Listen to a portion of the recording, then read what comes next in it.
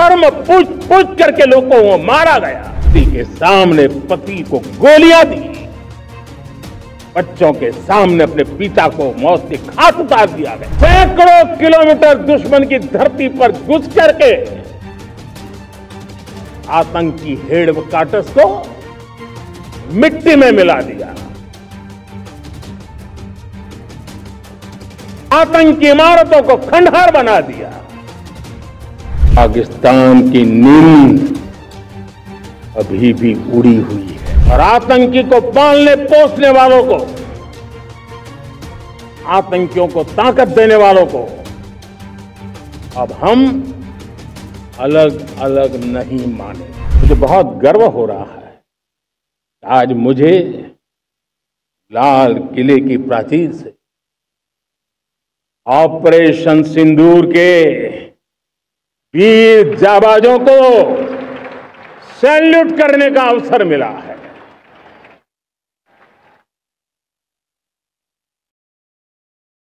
हमारे वीर जाबाज सैनिकों ने दुश्मनों को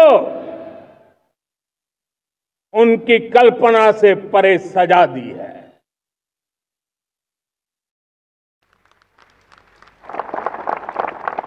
इस अपील को पहलगाम में सीमा पार से आतंकियों ने आकर के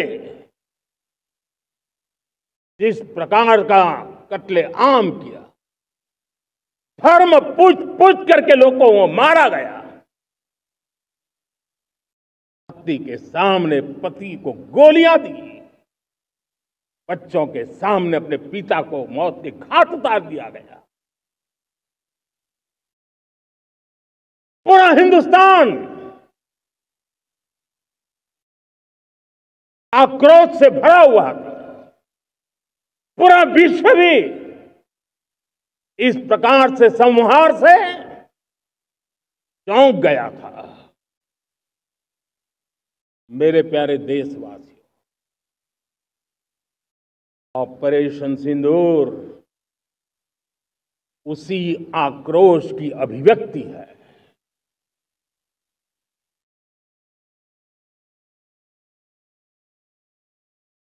22 तारीख के बाद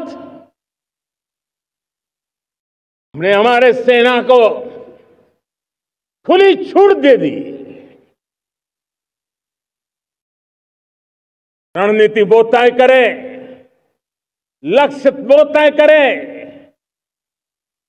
समय भी वो चुने और हमारी सेना ने वो करके दिखाया जो कई दशकों तक कभी हुआ नहीं था। सैकड़ों किलोमीटर दुश्मन की धरती पर घुस करके आतंकी हेडक्वार्टर्स को मिट्टी में मिला दिया, आतंकी इमारतों को खंडहर बना दिया।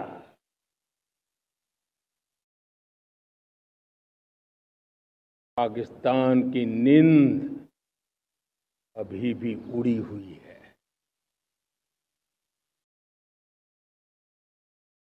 पाकिस्तान में हुई तबाही इतनी बड़ी है कि रोज नए नए खुलासे हो रहे हैं, नई नई जानकारियां आ रही। मेरे प्यारे देशवासियों, हमारा देश कई दशकों से आतंक को झेलता आया हुआ है।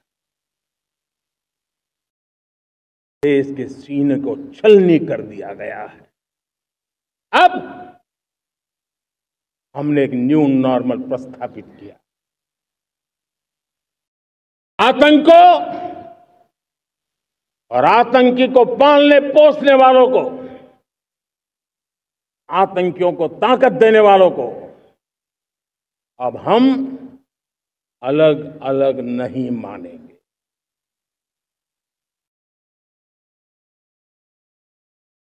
वो मानवता के समान दुश्मन है, उनके बीच कोई फर्क नहीं है।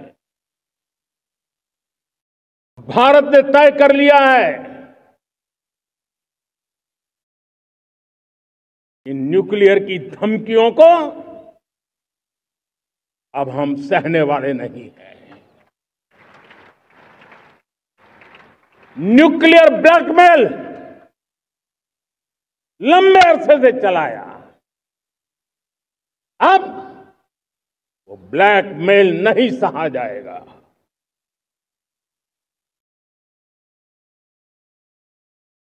आगे भी अगर दुश्मनों ने ये कोशिश जारी रखी, हमारी सेना तय करेगी, सेना की शर्तों पर, सेना जो समय निर्धारित करे उस समय पर, सेना जो तौर तरीके तय करे उस तौर तरीके से, सेना जो लक्ष्य तय करे उस लक्ष्य को अब हम अमल में ला करके रहने वाले हैं। हम मुंह तोड़ जवाब देंगे। मेरे प्यारे देशवासियों, भारत ने तय कर लिया है, खून और पानी एक साथ नहीं बहेंगे।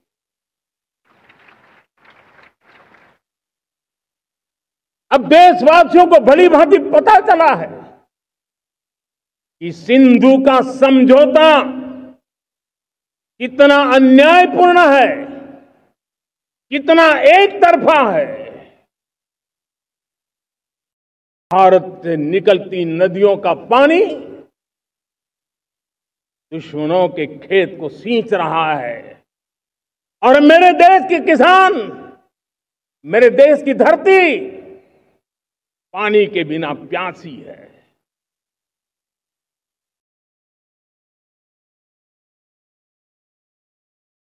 ऐसा समझौता था पिछले 7 दशक से मेरे देश के किसानों का अकल्पनीय नुकसान किया है।